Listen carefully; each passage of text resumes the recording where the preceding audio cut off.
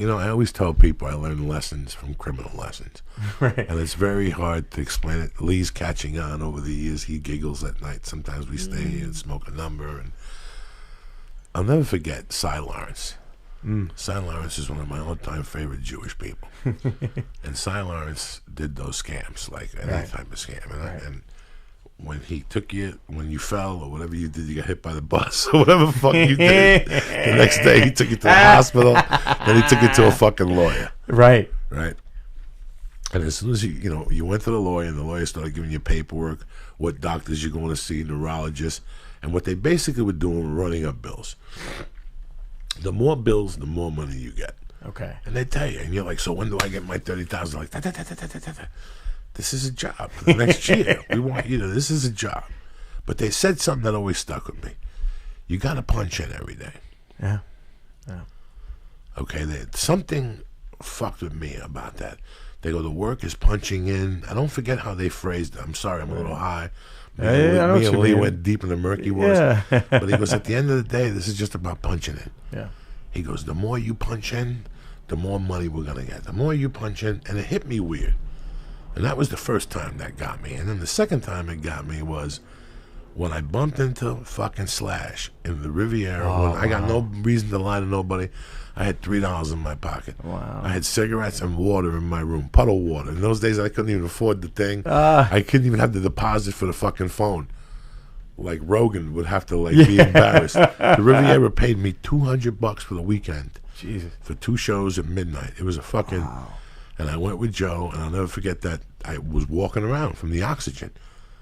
It was like some type of convention, like for comic books or T-shirts. They try to keep your ass away. And Slash was there, and I asked him what happened with Axel, and he goes, right now you're broke and you're struggling. He goes, but remember these times, because these are the times that are going to justify later on when you're getting big checks. Oh, yeah. This is so you don't lose your mind, because that's what happens when people don't put in the work. They lose it. They lose it later on because they know they didn't put in the work. I knew for a fact that if I punched in, which the opposite of that means getting on stage. Right. At any level. It could be a $50 set. When I first got into comedy, everybody wants you to be this big money earner.